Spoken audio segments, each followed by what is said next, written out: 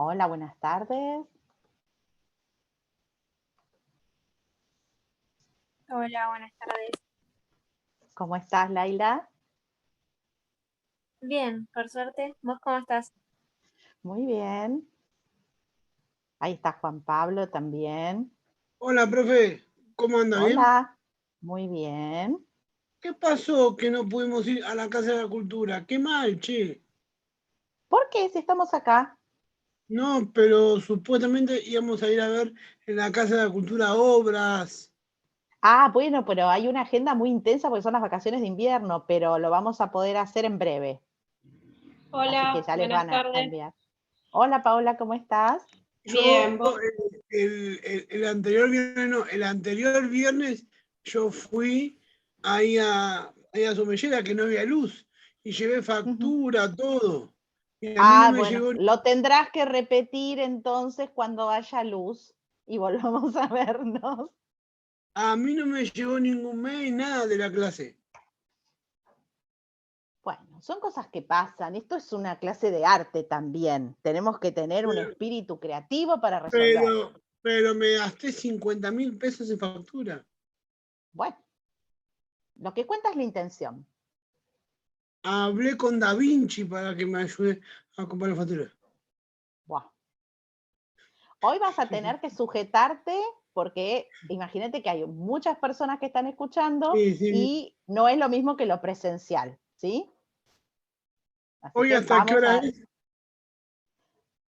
Y vamos a ver si, porque la dinámica también cuando uno hace una presentación virtual también depende de cómo ustedes se vayan sumando, de las consultas que hagan, así que más o menos como el tiempo que invertimos siempre. Y y el papel de terminar el curso, ¿cuándo lo mandan? Eso se los van a hacer llegar por mail en la semana próxima. Ok. ¿Mm? Cecilia, yo te quería hacer una consulta, Sí, Pau. porque a mí, viste, no me llegan los mails y quizás yo al entrar a una clase tarde, quizás ellos no anotaron o no registraron el mail en la lista de alumnos a este curso. En la De- lista estás porque yo te Perfecto, incorporé el mismo día que habías ingresado, pero no te bárbaro. preocupes que vamos a consultar a ver si quizás el tema era porque lo que habíamos registrado era tu mail, no tu celular. Claro, Quizás, exacto. quizás por Y, ahí es el y, inconveniente.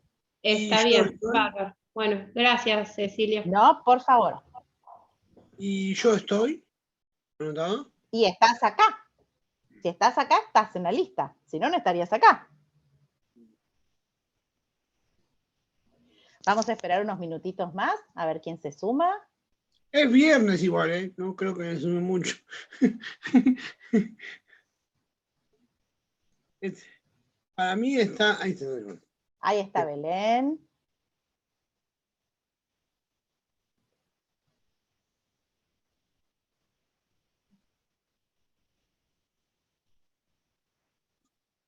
¿Qué vamos a examinar obras y demás? No, hoy vamos a hablar de los espacios expositivos.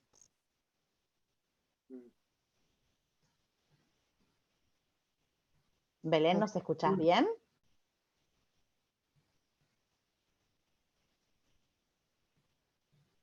Tiene medio mal su internet de ella. Ahí está.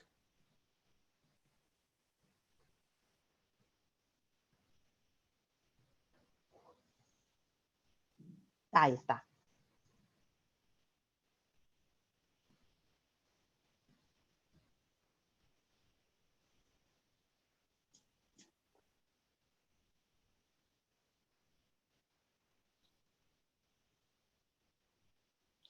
Lo que sí había estado bueno ir a ver las obras de arte que hay hoy en la Casa de la Cultura, en las demostraciones que había.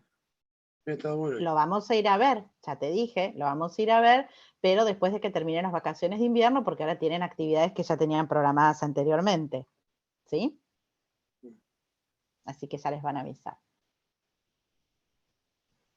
Bueno, vamos a comenzar. Se fue, Belén. Vamos a A ver si yo les voy a compartir pantalla y me dicen si ven la presentación. Sí, se ve. ¿Se Perfecto. ve? Perfecto. Sí. Bueno, muy bien.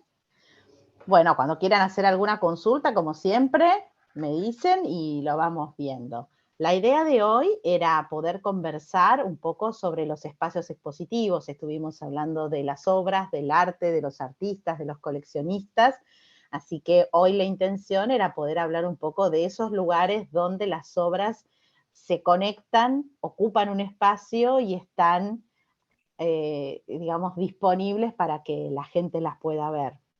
Así que desde ese lugar, lo que me pareció interesante fue empezar desde nuestro país, ¿no? Desde la Argentina, desde los primeros antecedentes que tenemos históricos respecto a cómo se fue llevando adelante, no solo la producción artística, la constitución de las colecciones, la constitución del Museo Nacional de Bellas Artes, sino también cómo se empezó a construir esa imagen de lo que era Argentina.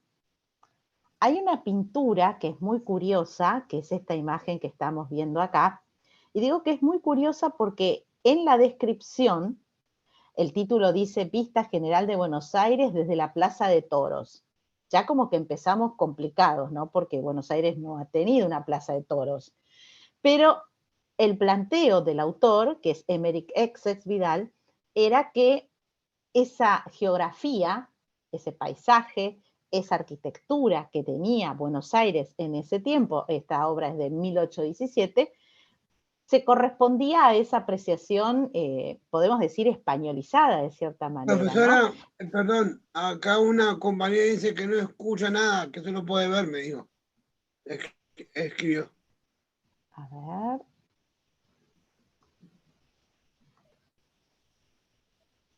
No escucho nada, solo puedo ver. Qué raro. Todos los demás están escuchando bien, ¿verdad? Sí, Sí. Sí. Quizás tendría que activar Sí. el sonido que te dice Wi-Fi, Mm. que te salta cuando ni bien entras.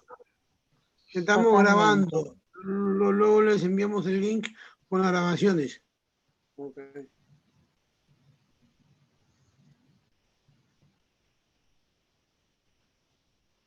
Belén, entonces vemos si podés probar.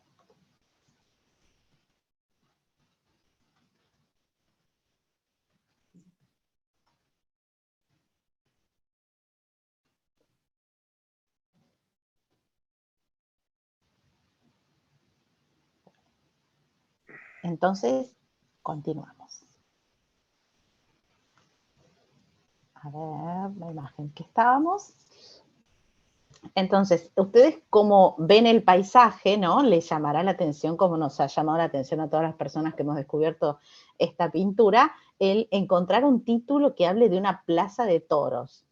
Después, si entramos a mirar con precisión, los personajes que están caracterizados en estas imágenes tienen una ropa que también es muy llamativa y también tienen gestos que son muy llamativos. Es decir, si alguna persona viese esta pintura desde Europa o desde cualquier otra parte del mundo, pensando que en 1800 había una plaza de toros en Buenos Aires y había gente que se vestía de esa manera y además había gente que tenía gestos en la manera de expresarse. Por ejemplo, de espaldas estamos viendo a una persona que podemos pensar que era por el estilo de vestuario, por la forma que tiene el pañuelo en la cabeza, podríamos pensar que esa persona se corresponde con un, digamos, personaje característico más de Caribe, Centroamérica, que lo que sería Buenos Aires. Y que hay una persona de traje, ¿no? Con levita, con galera, y hay otra persona que parecería más con una indumentaria andina. Entonces es como una mezcla entre que se supone que es una plaza de toros, que la gente no se corresponde geográficamente con el lugar, que la ropa es tan diferente y que los gestos parecen como si fuesen amigos, ¿no? Porque les está apoyando a cada uno en el hombro la mano, cosa que si pensamos en ese tiempo y por la dinámica social de ese tiempo, no parecería posible que una persona estuviese teniendo ese grado, digamos, de acceso a otra persona que pertenecería a otro grupo social, de acuerdo a lo que estamos viendo en la pintura, ¿no? Después, la señora, que vemos que hay una niña también, tienen una actitud que en cualquiera de los casos nada nos parecería que tiene que ver con una plaza de toros, hablando de una plaza de toros contemporánea en España o en México incluso a ese tiempo, digamos, estéticamente. Lo que sí es bastante coherente es la cuestión de lo llano y del cielo. Esa parte como que si vemos otras imágenes de la misma fecha en Buenos Aires tiene mucha coherencia.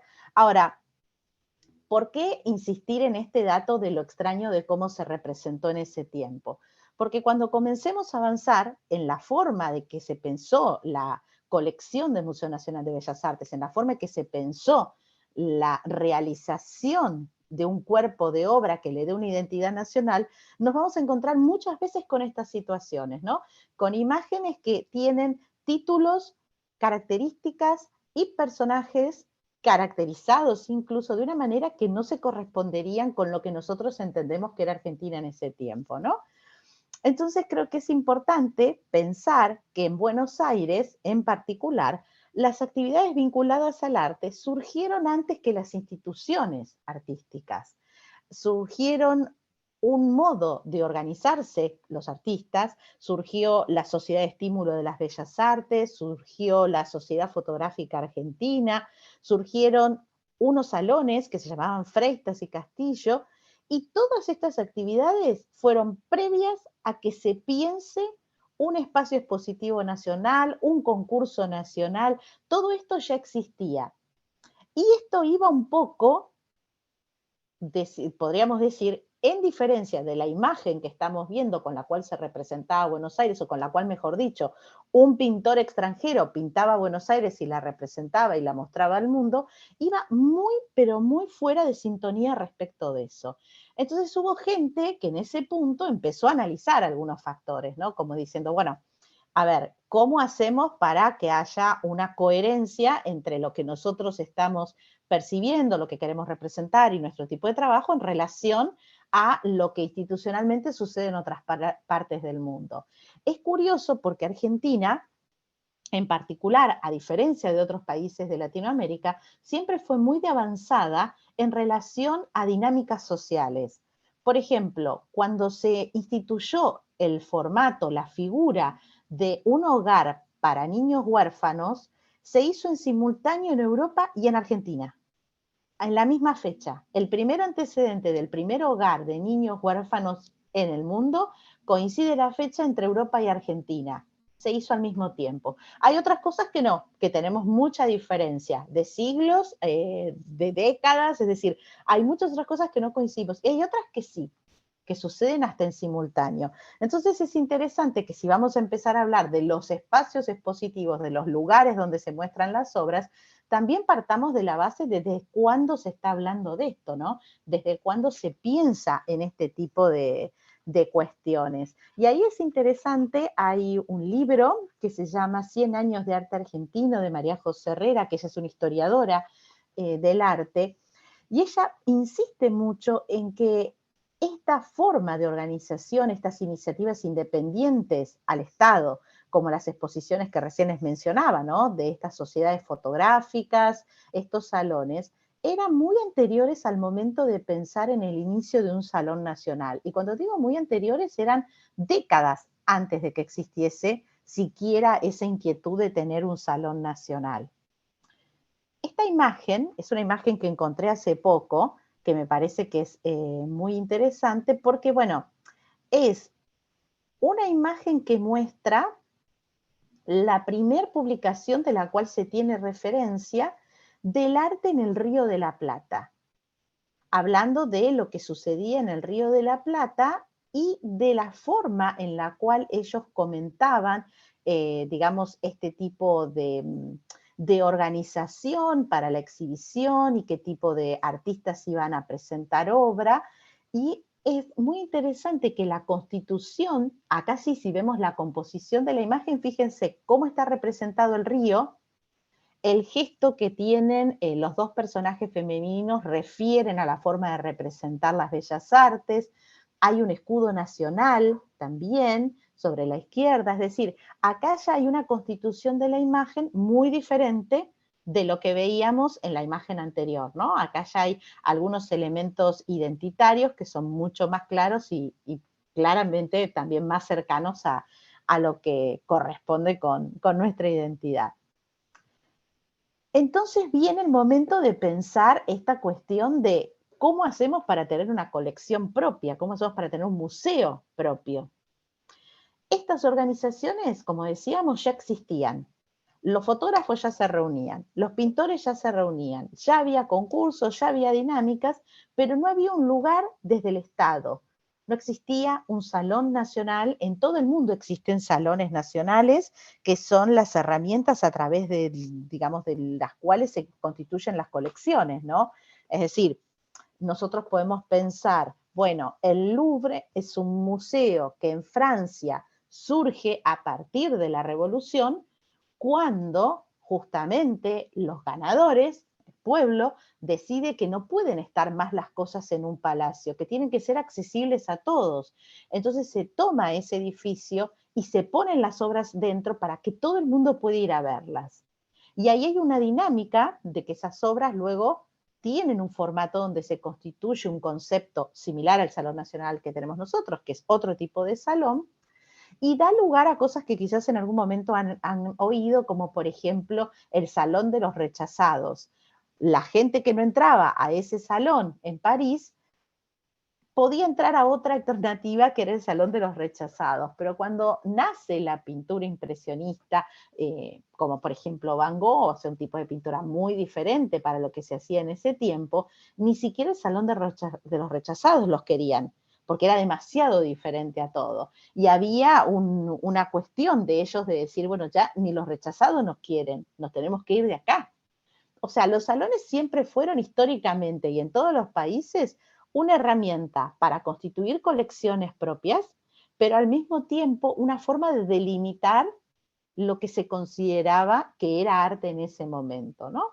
El Salón Nacional, la primera edición que tuvo, fue en lo que actualmente es el edificio de Galerías Pacífico. O sea, esta imagen, me imagino que la reconocerán como la imagen de Galerías Pacífico, por más que está bastante diferente hoy en día.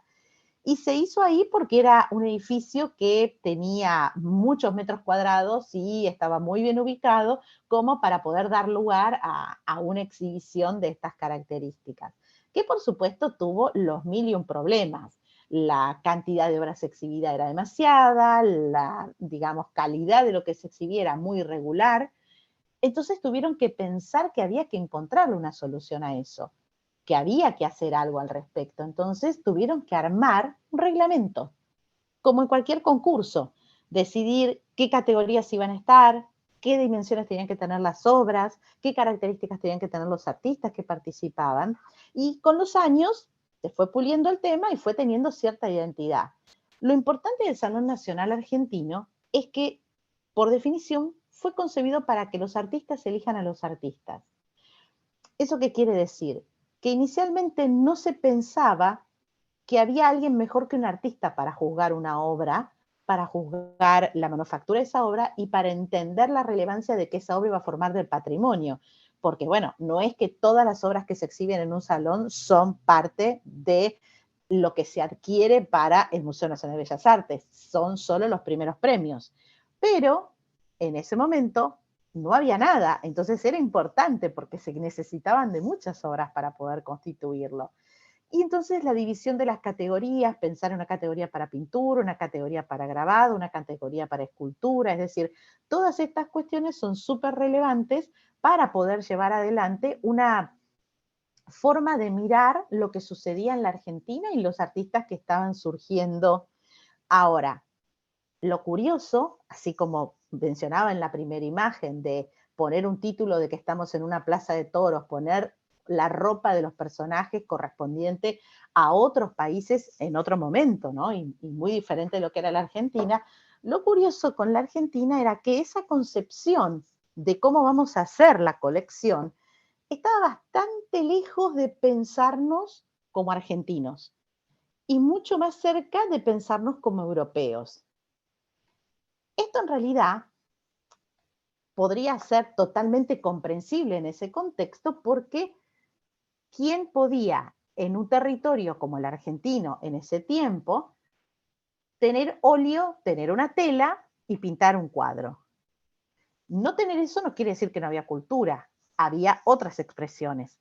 Pero en este caso en particular, en el pensar en un museo, sus obras y su constitución, la decisión fue que las personas que tenían dinero iban a ir a Europa a comprar obras que iban a formar parte del patrimonio del Museo Nacional de Bellas Artes y que esas obras que iban a formar parte del patrimonio iban a ser las obras que iban a sentar las bases de la apreciación artística para los artistas argentinos, ¿no? Que iban a ver esos paisajes y entonces iban a, entre comillas lo que digo, ¿no? Iban a aprender a pintar paisajes, cuando los paisajes de la Argentina son totalmente opuestos y diferentes a lo que son los paisajes europeos. La luz es diferente. Siempre hay digamos, unas formas de mirar las pinturas donde uno tiene que reconocer la atmósfera que se genera con la luz y no tiene nada que ver lo que sucede en Italia, con lo que sucede en España, con lo que sucede en Medio Oriente, con lo que sucede en Oriente. Es decir, sabemos que la Tierra es redonda, sabemos que gira, sabemos que la luz da de distintas maneras en distintos lugares. Entonces, ya partiendo de la base que la luz no es la misma, no se puede buscar esa misma luz en todas las imágenes de todos los paisajes de todos los lugares. Y a eso sumémosle la llanura. No sé si alguno de ustedes tiene presente los diarios de Darwin. Darwin, cuando viene a la Argentina, los llevan a conocer la Pampa. Después de, imagínense, en ese tiempo, a caballo, ¿no? Carreta, con mucha suerte. Después de días, horas, él decía, esto no se termina más. Esto es más inmenso que el mar.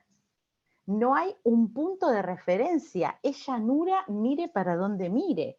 Hay algo con el paisaje argentino en todos sus aspectos, ya sea que estemos en el norte, estemos en el este, estemos en el sur, estemos en el centro, estemos en la Pampa, que justamente es totalmente llamativo para todas estas personas que vienen de lugares donde la geografía es otra. Pero para nosotros, el horizonte y lo que generalmente se piensa, incluso para traer otros comentarios que no son necesariamente ni antiguos ni de personas que estén vinculadas a las ciencias.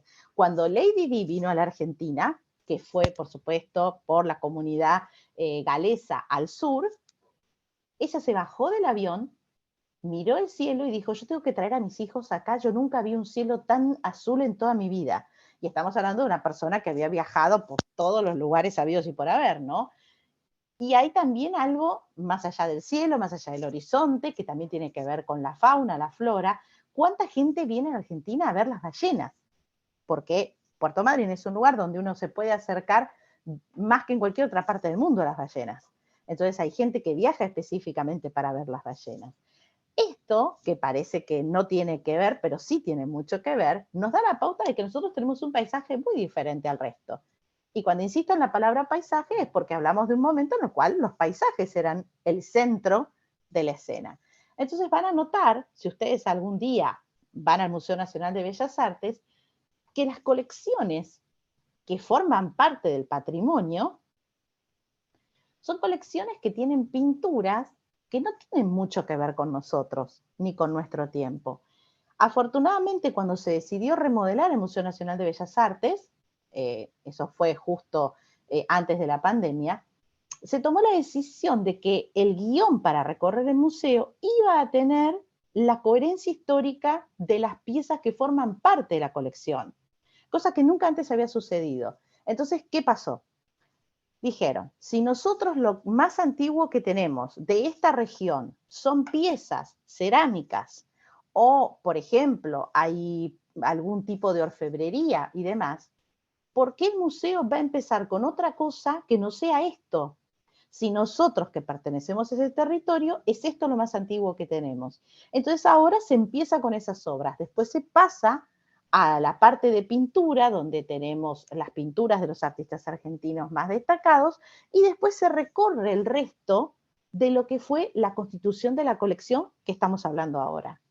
Eso le da una identidad al museo totalmente diferente a lo que tuvo hasta ahora. Uno entraba al museo y ¿qué encontraba? Las colecciones de las personas que habían donado, que habían comprado y que habían constituido una imagen para que los artistas argentinos pinten esa imagen de la misma manera, aunque el paisaje fuese otro, aunque la luz fuese otra. Entonces creo que es una decisión muy importante esta de empecemos por el principio. Si lo más antiguo que tenemos son estas piezas, bueno, vamos a mostrar estas piezas, después sigamos con lo que siguió sucediendo. Que la gente pueda armarse una relación interna a todo esto y pueda discernir y decidir qué hacer con todo esto, ¿no?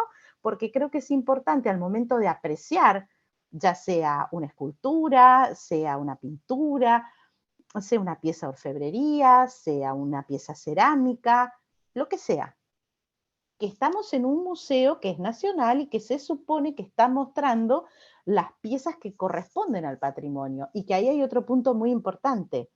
Ustedes son dueños del Museo Nacional, ustedes son dueños de todas las piezas que están dentro del museo, porque por definición, cuando se constituyó el Museo Nacional de Bellas Artes, el patrimonio le corresponde a todos los argentinos. No es que el patrimonio le corresponde a, por ejemplo, una organización o un ministerio del Estado. Le corresponde a los habitantes de la Argentina. Y eso se lo debemos a Schiaffino, que fue el director y el creador del museo. Otras cosas que hizo Schiaffino no son del todo buenas, pero esta está muy buena porque nos marcó una diferencia.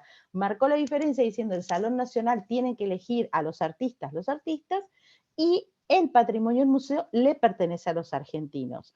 Por eso mismo, cuando uno va a hacer una donación al museo, yo, por ejemplo, tuve que donar una obra de Guillermo Rux, y es un trámite larguísimo, porque primero tiene que verificar la gente del museo que la obra esté en buen estado, que sea original, que la donación sea legítima, que la persona la haga de voluntad, que nadie lo esté obligando. Cuando toda esa instancia se pasó, se analiza la obra en el estado en el que está. Se le pide una cotización a la compañía de seguros de cuánto le va a salir al museo de ahora en más tener esa obra dentro del museo. Más allá de que la obra quizás sea exhibida una vez o nunca, pero ya estando dentro del museo y de su colección hay que pagar el seguro.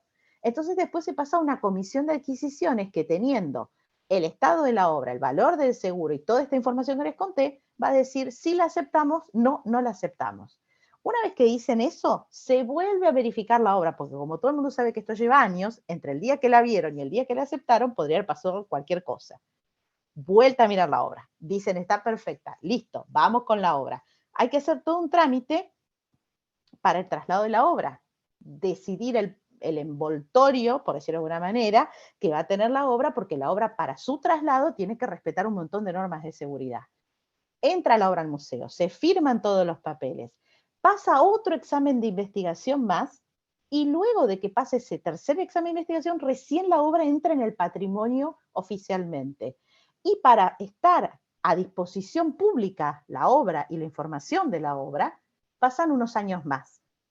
Con lo cual, las personas cuando dicen me encantaría donar, muchas veces desisten de hacerlo porque no hay alguien que les gestione toda esta parte que les estoy contando, que es bastante tediosa. Pero vale la pena porque piensen que las futuras generaciones se perderían de conocer todas las producciones que nosotros tenemos ahora si estas cuestiones de las donaciones no suceden. Claro, yo te puedo hacer una pregunta. Sí, obvio. ¿Solamente recibe donaciones o cuenta con un presupuesto para comprar obra? El Museo Nacional de Bellas Artes no tiene autonomía, pero existe la Asociación de Amigos del Museo de Bellas Artes, que es quien hace las adquisiciones.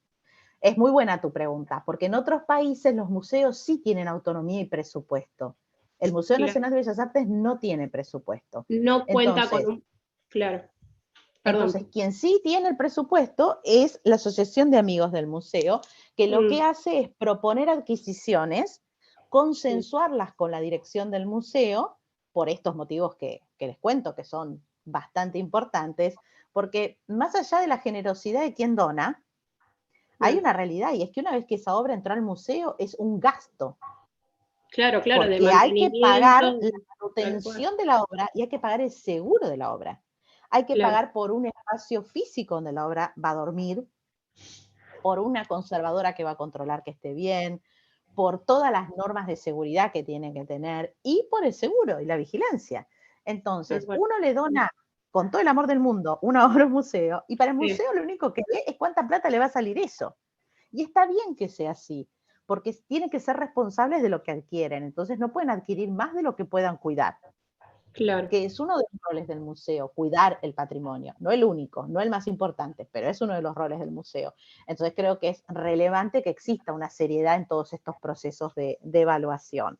Y lo que es característico y diferenciatorio en Argentina es la forma en que se pensó el museo, la forma en que se pensó el salón, y que uno cuando mira las obras, si algún día tienen ganas, podemos organizar y de encontrarnos en el museo y hacer un recorrido, porque es bellísima la colección del Museo de Bellas Artes. Hubo momentos en la Argentina en la cual, por ejemplo, en la época, como se dice, las vacas gordas, ¿no? En la época entre guerras, donde la Argentina compraba muy fuerte arte. Rodin le ha llegado a regalar a la ciudad de Buenos Aires obras por la cantidad de obras que se le compraban. ¿Puedo hacer ¿no? una Porque... pregunta? Sí, decime. Cuando hablamos de obras artísticas, ¿no? Cada obra representa algo. Si hablamos esta obra actualmente, ¿qué representaría más allá de lo que es, ¿no? El lugar, todo, pero ¿cuánto sería su valor actualmente si viene alguien y quiere comprar todo ese edificio? ¿Un edificio cuánto sale? No, a lo que yo digo, No. actualmente, si alguien quiere comprar esta pintura que estamos acá viendo, ¿no? Este edificio enorme, actualmente tendría... Esta imagen en sí misma, esto es una imagen que en realidad pertenece a un grabado que refleja, digamos, lo que era originalmente el edificio Gatti Chávez, pero no tengo idea específicamente ni la fecha ni el autor como para decirte qué valor tendría una pieza como esta, pero lo podemos averiguar y después les cuento. Porque hay a veces que yo pienso, ¿no? Y digo que el arte en todas sus formas está como menospreciando, no se le está dando el valor significativo que antes se le daba. Yo observo y veo cómo también los monumentos, todo lo que uno ve, que es algo como que da vida a la Argentina y es un patrimonio de todos nosotros, tampoco no se le da pie a como a valorar lo que tenemos. No sé a qué te referís específicamente, pues es muy amplio lo que estás diciendo. Acá hay muchísimo trabajo que se realiza en distintas instituciones, ya sean municipales, provinciales o nacionales, hay muchos programas, hay gente que se dedica a todo lo que tiene que ver con la conservación de los monumentos, tanto a nivel, digamos, estatal, como en grupos que se dedican, por ejemplo, las colectividades, a defender los monumentos que las representan.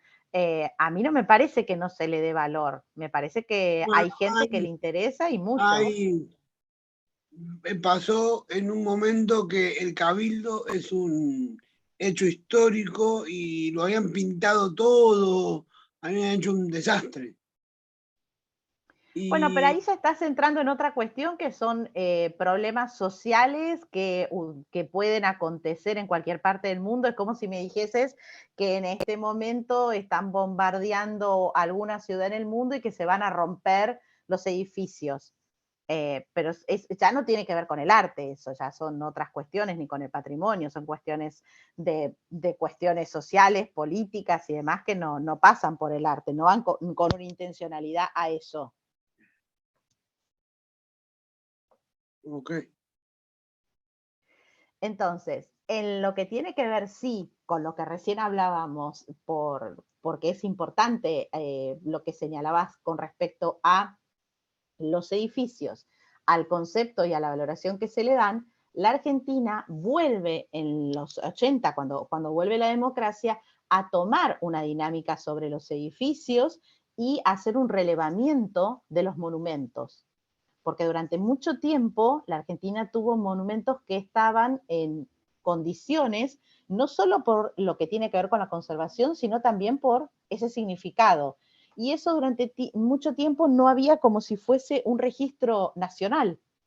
Entonces, después del 83, recién se empezaron a unificar ciertos códigos, porque también piensen que durante mucho tiempo no todas las provincias como los conocemos ahora eran provincias. La Pampa, por ejemplo, es una provincia de las más jóvenes, ¿no? Entonces, La Pampa incluso seguía siendo un territorio de la conquista del desierto. La Pampa tenía monumentos que celebraban la conquista del desierto. Entonces, todo eso hasta los años fines de los 40, principios de los 50 estaba de esa manera. Y ahí hay un cambio, y quizás en esa modificación de los monumentos, en ese desmembramiento de algunos conjuntos escultóricos, hubo una situación que no tendría la visibilidad, digamos, que no ha tenido históricamente la visibilidad que tendría hoy. Hoy, como vos bien decís, cuando hay un acto público y hay gente que pinta o ensucia un monumento, la gente se expresa y dice que está mal, y se quejan los políticos y ponen los presupuestos de cuánto sale arreglarlo, ¿no? Pero eso quizás antes no era visibilizado de la misma manera. Y además no estaba dentro de lo que tiene que ver con los presupuestos de los gobiernos previsto que eso correspondía a ser conservado, protegido, y además formaba parte de una memoria histórica que se va construyendo a partir de esas imágenes. Así que por una parte lo que vos decís tiene que ver quizás con algunos factores que se fueron construyendo, que tuvieron sus alteraciones cuando dejamos de tener democracia, pero que después cuando volvió la democracia volvieron a tenerse en cuenta. Y que depende muchísimo del lugar desde donde estemos hablando. Yo, por el trabajo que hago, afortunadamente puedo viajar por distintas partes del país y les puedo garantizar que no es la misma conversación estar en Santa Rosa en La Pampa, estar en General Pinto en el noroeste de la provincia de Buenos Aires. O sea, las realidades son totalmente diferentes. Y lo que pasa con los presupuestos culturales, por ejemplo, las ciudades que pertenecen al área de cultivo más grande que tiene la Argentina, ¿no? La Pampa húmeda en general. Esas ciudades, los municipios, tienen los presupuestos afectados a festivales folclóricos y muy pocas veces pueden hacer actividades vinculadas a las artes visuales, porque saben que a la gente le gusta ir a escuchar un concierto de la Sole o de Luciano Pereira, y quizás es muy pequeña la comunidad que esté interesada en una muestra fotográfica. Otro Entonces, ejemplo, perdón, es la rural. La rural, que es enorme, que es grandísimo, es algo de la población de todos los argentinos que ahora se está utilizando para eventos o entretenimiento bueno, hacia pero la ahí comunidad. hay otra, ahí no, a ver, eso no es de todos los argentinos, eso por distintos gobiernos ha pasado por distintas manos, pertenece a comunidades que están organizadas bajo la sociedad, y es una sociedad como la sociedad rural. Eso no es un patrimonio argentino. Podemos discutir que el monumento, que es un edificio, tiene un sentido, pero la rural es un espacio privado, por más antiguo que sea. Es como si vos quisieses entrar a la casa de alguien porque está viviendo en un edificio antiguo y decís, esto es patrimonio. No, puede ser patrimonio la fachada, no su interior. Esas son cuestiones que cuando uno va viendo las legislaciones y además entendiendo quién es el dueño concreto de eso, también es muy diferente. A mí me parecía importante marcar que en la adquisición de las obras va cambiando también la construcción de la imagen.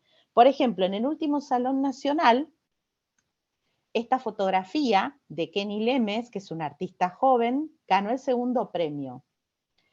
Él tiene un desarrollo de un proyecto fotográfico alrededor de las maternidades no tradicionales, ¿no?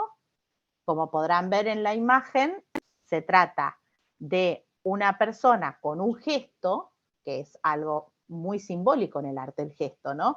Muchas veces cuando ustedes ven pinturas o fotografías que rememoran obras clásicas, lo hacen a través del gesto, ¿no?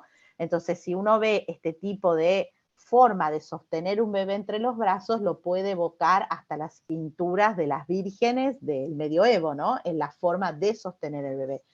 Entonces, es una fotografía que evoca ciertos gestos de otros tiempos históricos, que tiene una estética muy actual y que plantea temas que tienen que ver con la contemporaneidad.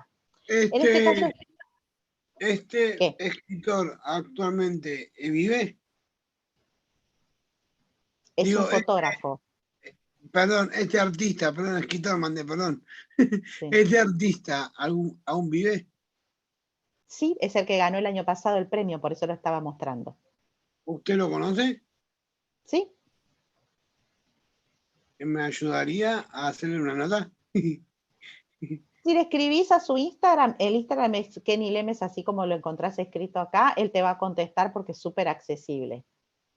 Es un artista joven que trabaja con distintas temáticas, entonces lo que me parecía importante era poner un poco este punto de referencia, que si bien hablamos del Salón Nacional como el organismo o la dinámica a través de la cual se constituyen los patrimonios, en este caso el Museo de Bellas Artes, que nos pertenece a todos los argentinos, las construcciones de las imágenes y las materialidades de las obras van cambiando con el paso del tiempo. Entonces eso es interesante de poderlo abordar también para ver qué uno va descubriendo.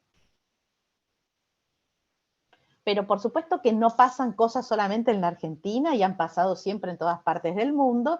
Entonces, uno de los temas, creo yo, más visuales que hay en los últimos años es el tema de la Bienal de Venecia.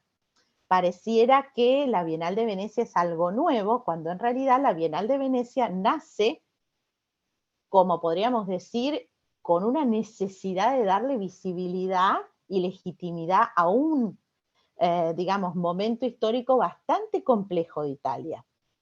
En 1893, el Ayuntamiento de Venecia decidió que para celebrar el aniversario del rey Humberto I y la reina Margarita de Saboya, se iba a hacer una celebración artística.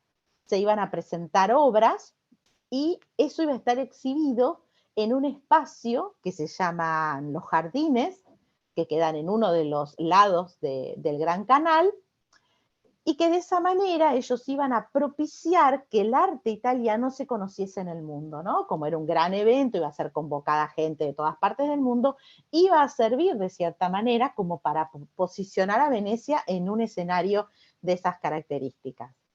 En 1895, cuando se decide hacer la primera edición, porque bueno, esto que planteamos es, se firma un acta, se empieza a generar, se hace la celebración, se tardan 2 años, por eso es que es bienal, se hace la primera edición y piensen que estamos hablando de 1895 y de las posibilidades complejas que una persona tendría para viajar hasta Venecia, ¿no? Y ahí fueron 224.000 personas. Hoy son millones las personas que visitan la Bienal, pero ya desde su inicio fue altamente convocante. Es importante que a medida que iban pasando los años, los países advertían la relevancia de estar en ese espacio legitimador del arte.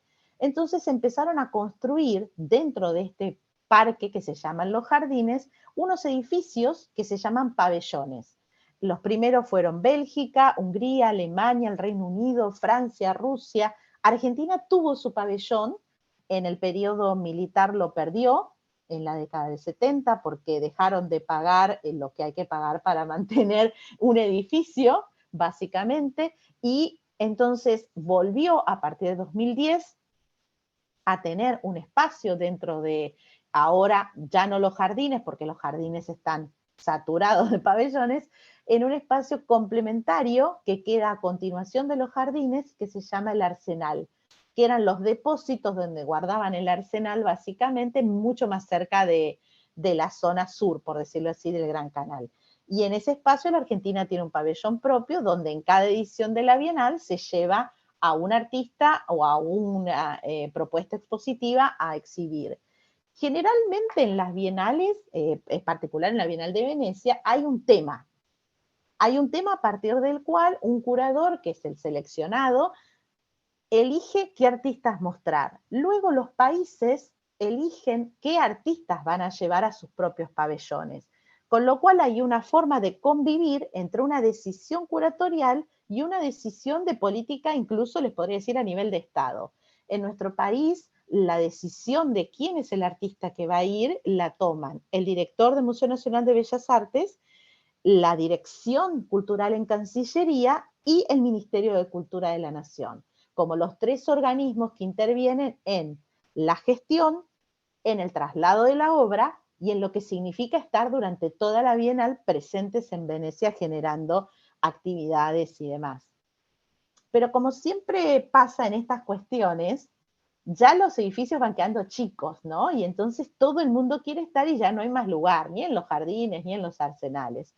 Entonces se empezaron a explorar otros espacios, palacios que, por ejemplo, se alquilan para fiestas, como habrán visto en las películas, o directamente las iglesias. Y hay algunos proyectos que se dan en algunos momentos que son muy interesantes, porque plantear el arte contemporáneo en el contexto arquitectónico que no tiene de por sí las características de una sala de cubo blanco, es siempre un gran desafío. En 2013 hubo una obra en la Basílica de San Giorgio que se llamó Perspectivas. Esta Basílica de San Giorgio, como ustedes ven en la fotografía del centro, pertenece a un grupo de sacerdotes que, digamos, tienen su dinámica diaria de cantos gregorianos, tienen una zona de cultivo de aceitunas y hacen aceite de oliva, es decir, tienen todo su trabajo y, por decirlo de alguna manera, rutina que se vio muy alterada por la presencia de una obra adentro de la iglesia. Entonces, lo que pedían en la entrada era que uno respetase lo que estaba sucediendo en el momento que entraba, que no había ningún problema en ir a ver la obra, pero que si en ese momento se celebraba la misa, no se cruzasen para ver la obra. Si en ese momento estaban los cantos gregorianos, no se pusiesen a gritar ni a hacer comentarios, que mantuviesen el silencio para respetar que en ese espacio teníamos que convivir todos, los dueños de casa y el arte contemporáneo y los que lo visitábamos. La propuesta en sí misma a mí me encantó porque lo que decía el artista en esta obra, Perspectivas, tenía que ver con nosotros no tenemos capacidad, por cómo es el ojo humano, de ver una cúpula completa. Si ustedes piensan en estar dentro de un espacio que tiene una cúpula, van a levantar la cabeza y ¿cuánto van a poder ver? No van a poder ver el 100%. Hay un límite al cual se mueve el ojo de izquierda a derecha y entonces no van a poder ver la totalidad. Y a él se le ocurrió hacer un sistema de poner una lente y de poner eso sobre un espejo que permitía ver la cúpula completa. San Giorgio di Maggiore es una basílica que queda en lo que se llama la punta de la Dogana. El Gran Canal tiene a sus dos lados el jardín de una mano, por decirlo de alguna manera, y la Dogana del otro. Entonces, en esos dos extremos que después se abren al mar, es donde queda esta catedral, y es esta basílica, perdón. Y es interesantísimo porque en realidad uno está sintiéndose que está donde ya se termina Venecia, ¿no? Entonces esta propuesta de caminar para llegar hasta allí y entrar y encontrarse con lo que podía ser que sucediese de acuerdo a la hora que uno iba.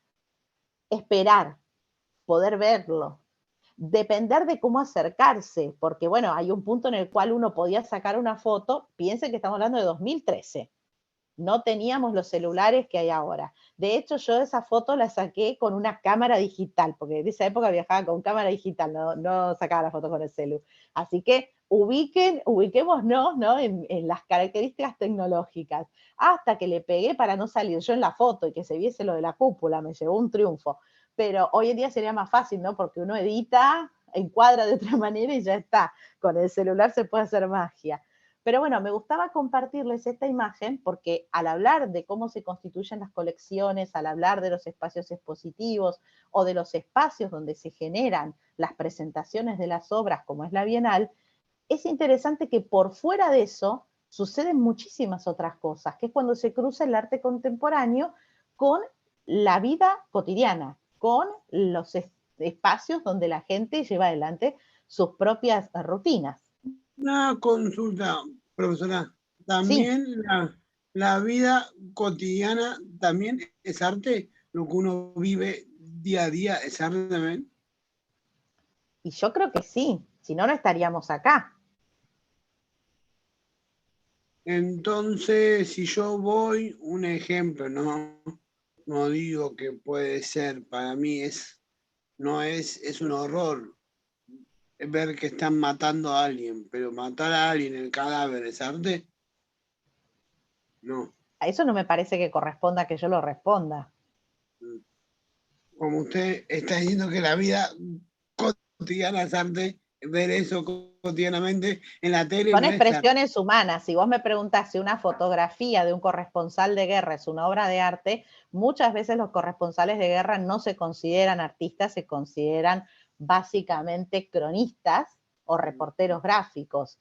Ahora, estamos hablando de la representación de lo que tiene que ver con la construcción de la imagen, porque acá venimos a hablar de eso, no venimos a hablar de política, en el sentido de lo que vos me estás planteando. Estamos hablando de arte, por eso.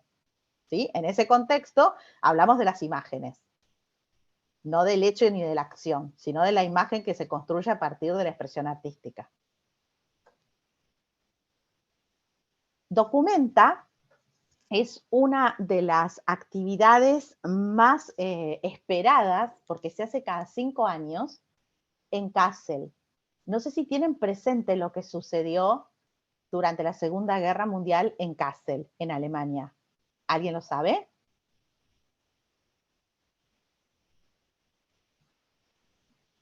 Kassel es No. la ciudad donde se prendieron fuego todos los libros, donde el nazismo hizo una gran hoguera y quemó todos los libros.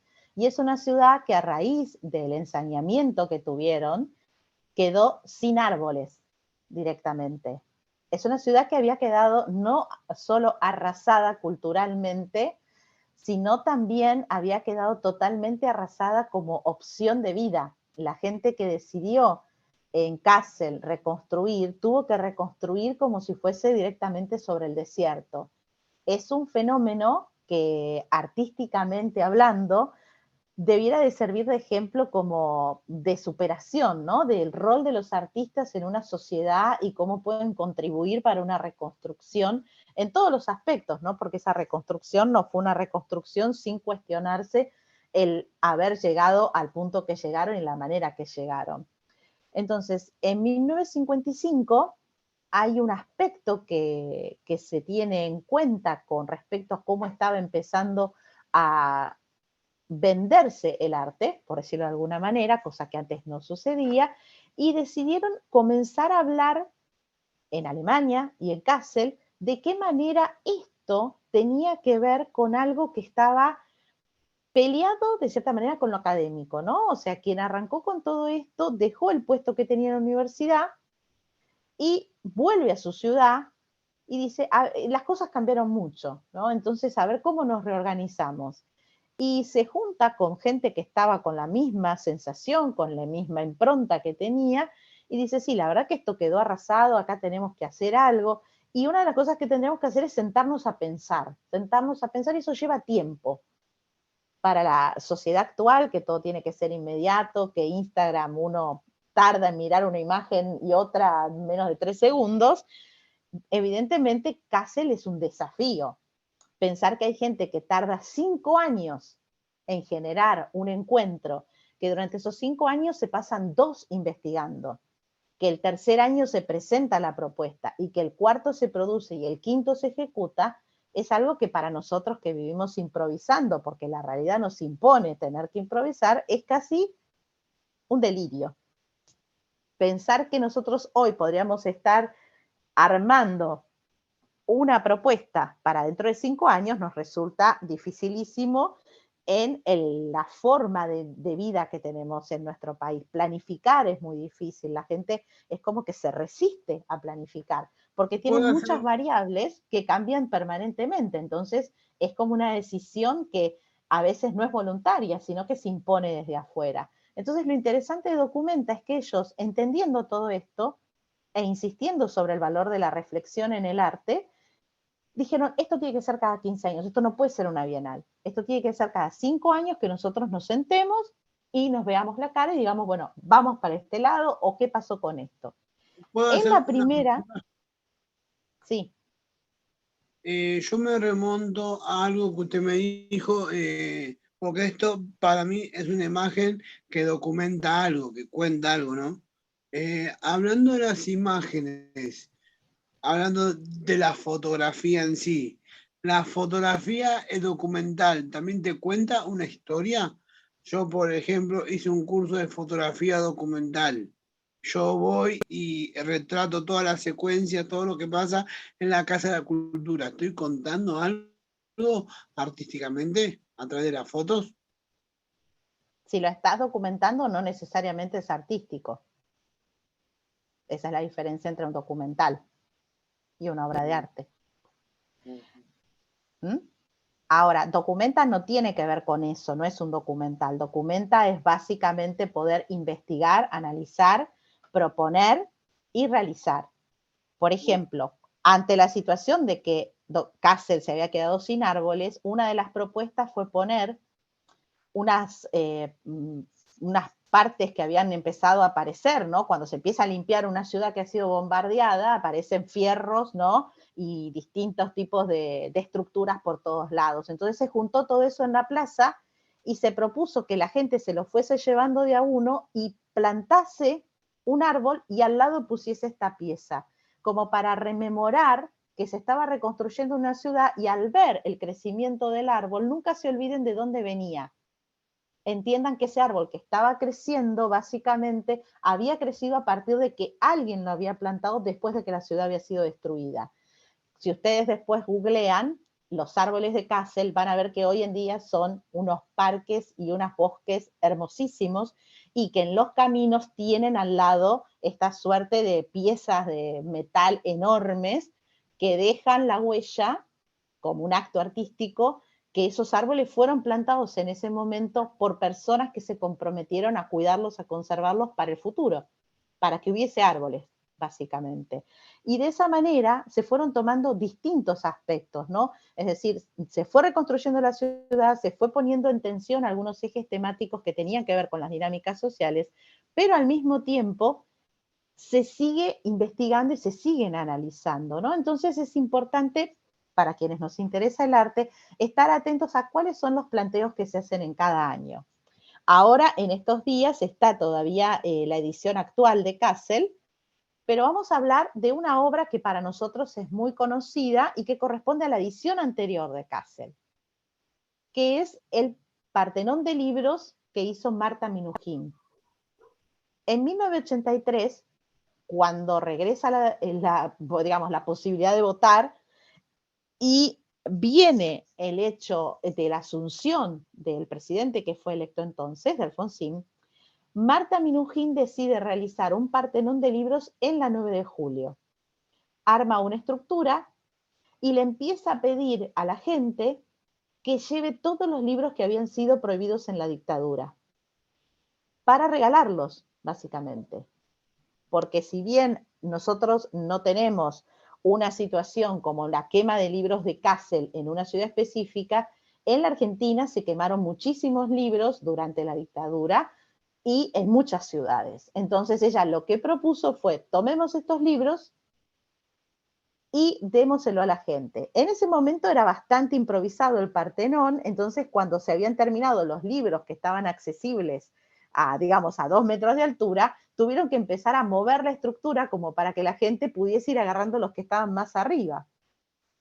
Pasan muchos años, entre el 83 y el 2015, y en ese momento surge el comentario de que la invitada para Kassel era Marta Minujín con su Partenón, pero que en ese punto no iba a ser el Partenón como ella lo había pensado, sino que iba a ser mucho más ambicioso.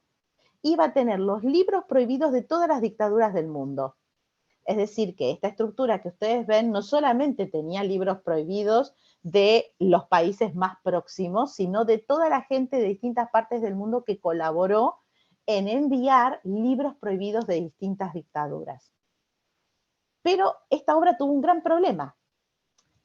Como les contaba al principio, Documenta es un lugar que invita a la reflexión y Alemania es un país que, ante todo, es un país verde, sustentable, ecologista.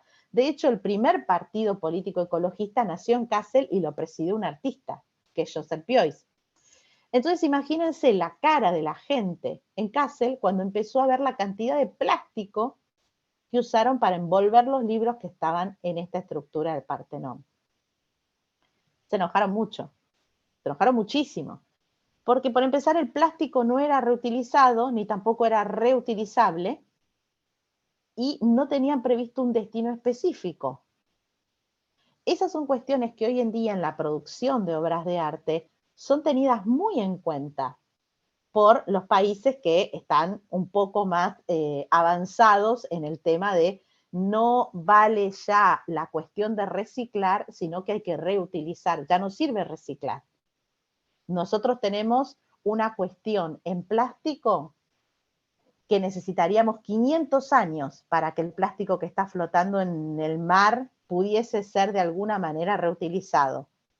Por supuesto, no, ¿cuántas generaciones no tienen que pasar para 500 años, no?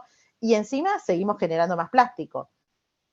Entonces, en la mayoría de los casos, lo que se pide es que se reutilicen los materiales. Por ejemplo, la marca de zapatillas Adidas está haciendo las suelas de las zapatillas con plástico. Es decir, toda la zapatilla no es producto de reutilizar materiales, pero la suela sí. Se supone que en un futuro más partes de esa zapatilla van a ser reutilizables. Las cajas son de cartón reutilizado, es decir, hay muchas de las cuestiones que en otros lugares del mundo le prestan atención y van incorporándolo como algo ya obligatorio. A nadie se le ocurrió, ni a Marta Minujín, ni a la gente que trabajó con ella, que no podían hacer esto, y mucho menos en Kassel, porque era un lugar donde realmente iba a perder la verdad, la imagen que generó, la fuerza que tenía conceptualmente la obra, se quedó totalmente desvanecida por el hecho de la protesta que hicieron los ecologistas y los vecinos en general de Kassel cuando vieron todo ese plástico que se lo iban a tener que arreglar ellos con ese plástico. Se enojaron muchísimo. Y a mí me parece que eso es una falla muy grave para la producción de una obra cuando un artista contemporáneo debe de contemplar estas cuestiones. O sea, no se te puede pasar las toneladas de plástico que estás utilizando. En la imagen de la derecha ustedes pueden ver la escala del Partenón en relación a una persona. ¿Se imaginan las toneladas de plástico que hay ahí para sostener esos libros? O sea, no era chiste, era un montón de plástico. Por eso se enojaron. Y es algo que es importante porque, de nuevo, así como hablamos de la Bienal de Venecia y vimos el arte contemporáneo actual, Documenta tiene ya muchas décadas y vemos una obra contemporánea, actual, reciente, cómo entra en tensión conceptualmente con las formas en las cuales este tipo de eventos tienen lugar. Y por último, lo que quería ver con ustedes y compartir es lo que tiene que ver con el museo, ¿no? Que por definición es siempre el espacio legitimador de las obras. Un artista, una vez que está en un museo, pareciera que todo lo que él produce ya es una obra de arte en sí, ¿no? Como que ha sido reconocida. Tengo una duda, profesora, ¿puedo? Sí. Hablando esto de reciclaje y demás, yo tengo una amiga que pasó a ser amiga, pero que la entrevisté en mi programa de radio y televisión, que ella agarra, recicla todos los jeans viejos que la gente deja de usar, los agarra y como que recicla tapitas, chapitas y hace algo nuevo, hace un jean nuevo con todo eso. ¿Eso también es arte? ¿Y por qué sería arte para vos? Porque recicla. ¿Y por qué para vos el reciclado es arte? Porque se usa todo lo que la sociedad desechan para un beneficio. Pero eso sería una acción sustentable, no una expresión artística. Ah. En este caso, con la definición de museo, lo que me parece que es interesante es tomar en referencia lo que el Consejo Internacional de Museos tiene oficialmente y contextualmente como su propia definición, ¿no?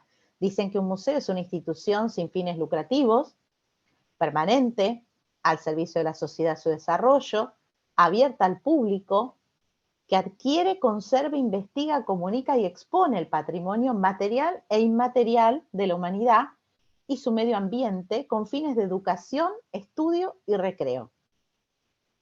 Esta definición, que es de 2007, hace muchísimos años que está siendo discutida, debatida, cuestionada, porque hay un montón de palabras que están faltando acá, hay un montón de acciones que están faltando acá, hay muchísimas, podríamos decir, dinámicas sociales que no quedan contempladas acá, y hay muchas cuestiones que son cuestionables, valga la redundancia. ¿Por qué? Porque en realidad, si el lugar no tiene un fin lucrativo, hay muchos de los museos que no se entendería qué es lo que están haciendo, ¿no? Porque, por ejemplo, los museos que son privados, esta definición no le sería justa a la dinámica que tiene, porque están cobrando entrada. Y con esa entrada están haciendo cosas, por supuesto, pero no dejan de ser empresas privadas. Entonces, muchas de las personas empezaron a decir, bueno, pero a ver, adquirir, conservar, investigar, comunicar. ¿Para eso está un museo? ¿Para juntar objetos y tenerlos puestos en un lugar y que la gente los mire? Y empezaron a aportar muchas ideas, a aportar muchas visiones de distintas partes del mundo para llegar a esta definición, que es la que se está pidiendo que se acepte desde 2019 y que no quieren. Entonces me gustaría leerla con detenimiento para que podamos ver todas esas cosas que ahora, por presión de justamente de las dinámicas artísticas, de los artistas en sí mismos, de los colectivos de artistas, se fueron introduciendo en esta definición de museo, porque requieren su espacio en este lugar que es la casa, por definición, de las obras de arte, ¿no? Entonces se empieza diciendo que los museos son espacios democratizadores. En eso ya estamos hablando de el acceso, ¿no? Que sea inclusivo, que sea polifónico, que propicie un diálogo crítico, que no sea solamente mostrar objetos, que plantee preguntas y que se haga cargo de las respuestas, ¿no? En ese caso, que se mire de un modo crítico el pasado y el futuro. Que se reconozca que hay conflictos y desafíos. Por ejemplo, podemos pensar hoy en día el tema de muchos familiares descendientes de comunidades de pueblos originarios reclamando los restos que los museos de ciencias naturales exhiben como objetos de estudio. Por ejemplo, el Museo de La Plata está restituyendo los restos que en otro tiempo mostraron como objetos de estudio dentro del museo y que en realidad son personas. Tomaron personas que las momificaron, tomaron cuerpos y restos de personas que los exhibieron de la misma manera que exhibieron los huesos de un dinosaurio, ¿no? Entonces eso está siendo restituido a sus legítimos herederos porque hay que respetar que cada uno tiene derecho a decidir cuándo le parece que sus derechos están siendo, digamos, no están siendo respetados. Por ejemplo, en Salta tenemos un museo donde hay unos niños embalsamados que en realidad no están embalsamados, sino que fueron llevados digamos, no embalsamados en el concepto que nosotros podemos pensar como las momias en Egipto, pero había una especie, digamos, de ritual, podríamos llamar, que a estos chicos se los llevaba a la montaña, estaban enterrados dentro de las vasijas con los textiles, tal cual como siempre lo hemos visto en nuestros libros de historia, y ahora están exhibidos en un museo para que la gente los mire.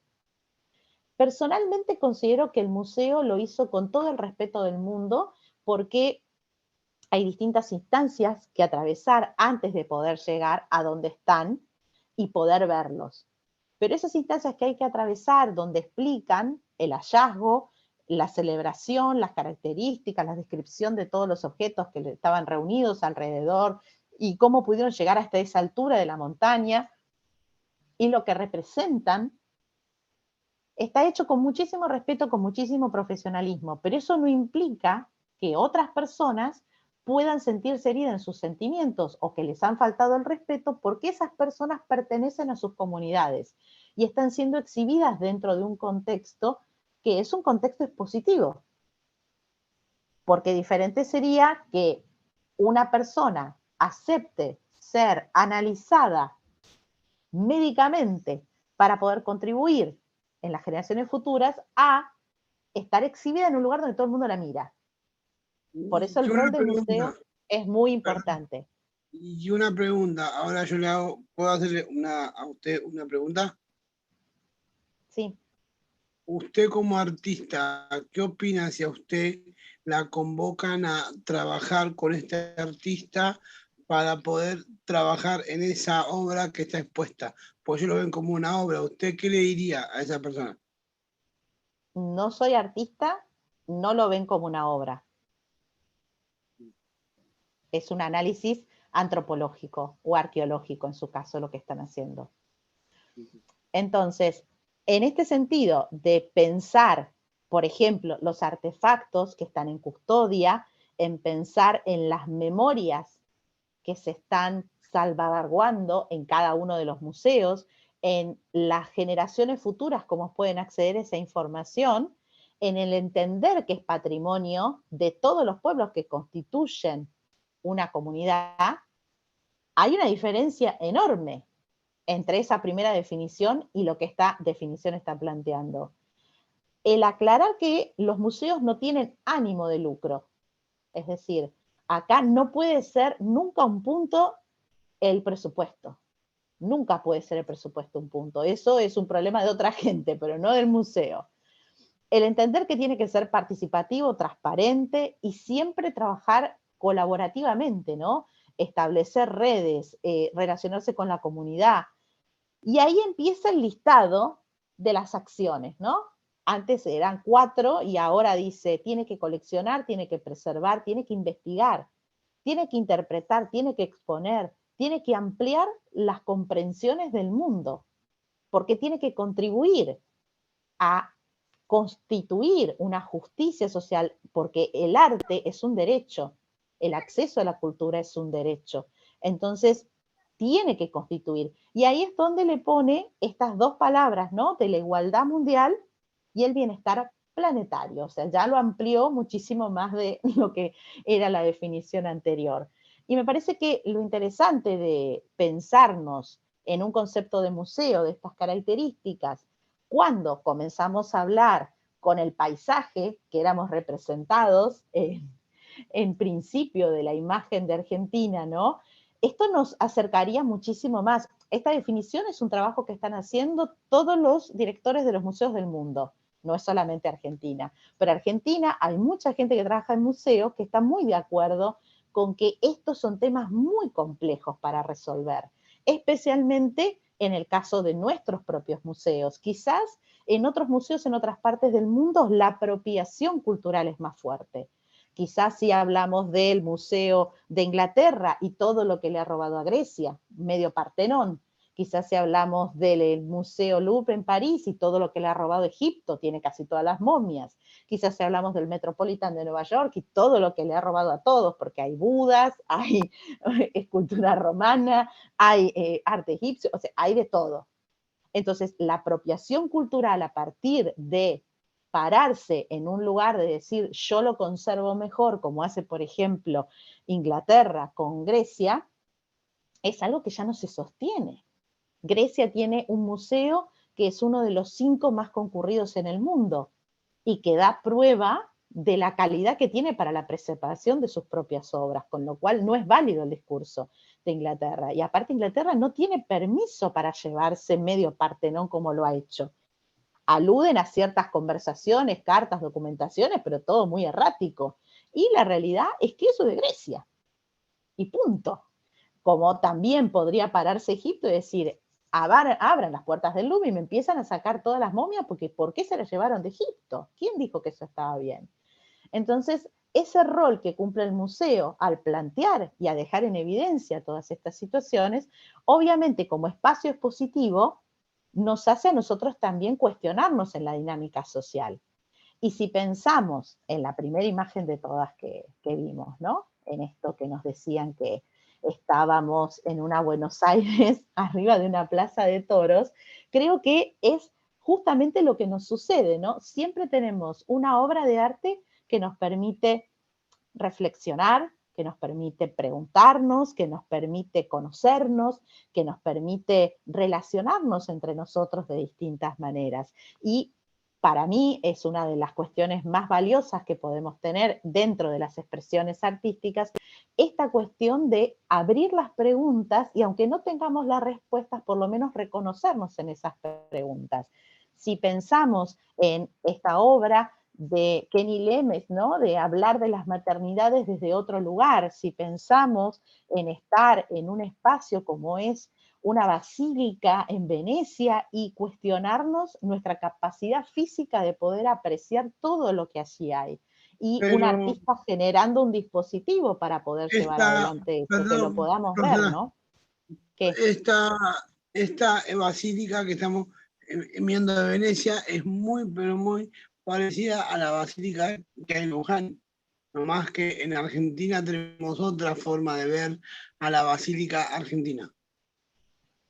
No lo sé. Yo estuve en las dos y lo que plantean acá es respecto a una cúpula. No creo que nosotros en la Basílica de Luján tengamos, por empezar, son otros periodos históricos, otro tipo de construcción y además refieren a otro tipo de arte en el momento en que fueron realizadas. Lo que estamos hablando acá no es de las similitudes de las basílicas, sino del hecho del arte contemporáneo, siendo un señalamiento sobre una arquitectura histórica. Y de ahí la diferencia. Y de pensar también que aunque nosotros estemos con una obra que sea tan ajustada a un tema como en este caso fue la obra de Marta Minujín, no podemos escapar a las necesidades que la sociedad contemporánea plantea, como es el hecho de ser responsables con el medio ambiente. Si bien era importante llevar a un espacio y a una plaza donde se habían quemado todos los libros prohibidos, para que la gente los pudiese tomar y llevárselos gratuitamente y leerlos y entonces ya dejasen de ser prohibidos, no estuvo bien el dejar de contemplar que había que hacer eso sustentable, que había que hacerlo de una forma que no generase ni un conflicto con los habitantes de la ciudad, ni un riesgo para el medio ambiente. Perdón mi ignorancia, profesora.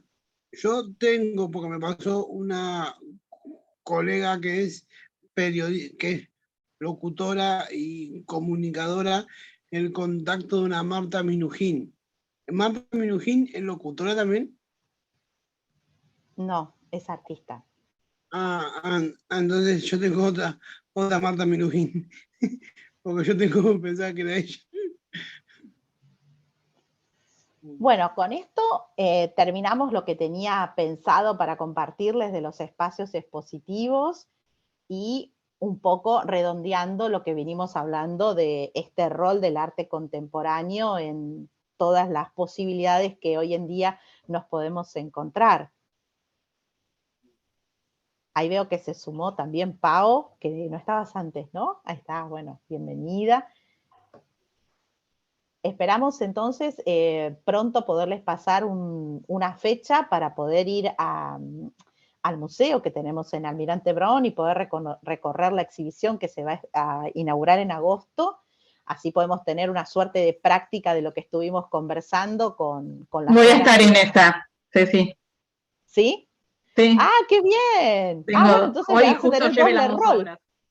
¿Qué? Ah, muy bien, vas a tener doble rol entonces, Sí. nos puedes hacer vos la visita. Dale. Me parece muy bien. Bueno, para los que más o menos hemos estado en contacto por otros medios, por las redes y demás, saben que me pueden ubicar y hacer las consultas que necesiten. Y esperamos pronto saber también de las próximas actividades que va a tener la universidad, así que estén atentos, sigan a la universidad, para ver cuáles son las otras actividades que se van planteando y poder seguir conversando sobre arte contemporáneo. Usted sabe, profesora, que yo me voy a inscribir a última hora, siempre a último momento.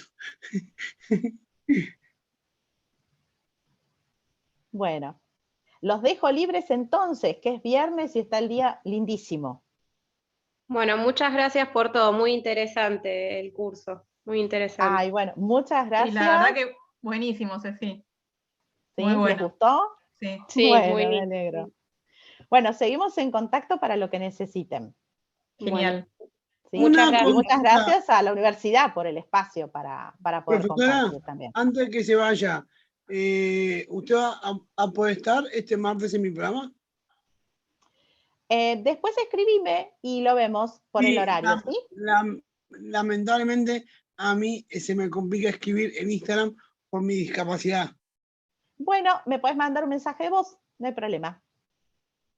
¿Cómo era su Instagram? Que no Mi lo nombre anoté, es Cecilia Medina. Cecilia Medina. Ok, Ujú, es igual. ok. Bueno, Bárbaro. Bueno, me muchísimas gracias, encantó, como ¿eh? decía recién, a la universidad porque es un espacio súper valioso tener el acceso, estábamos hablando recién, ¿no? De los museos con un acceso libre y gratuito para todas las actividades y acá la universidad nos propicia un espacio para poder conversar y poder acceder gratuitamente a una expresión artística, a reflexionar sobre el arte, me parece muy valioso, así que muy contenta y muy agradecida por la oportunidad. Esperemos que se nos repita pronto. Sí, ojalá. Buenísimo. Bueno, muchísimas gracias a todos. Bueno, Gracias. gracias a vos. Un beso grande. Hasta luego. Nos Chao. vemos. Chao, Chao. chao. Chao, profe, gracias. Chao, chao, gracias, profe.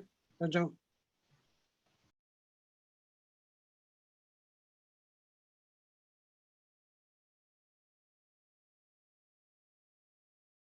Chao, chao, gracias.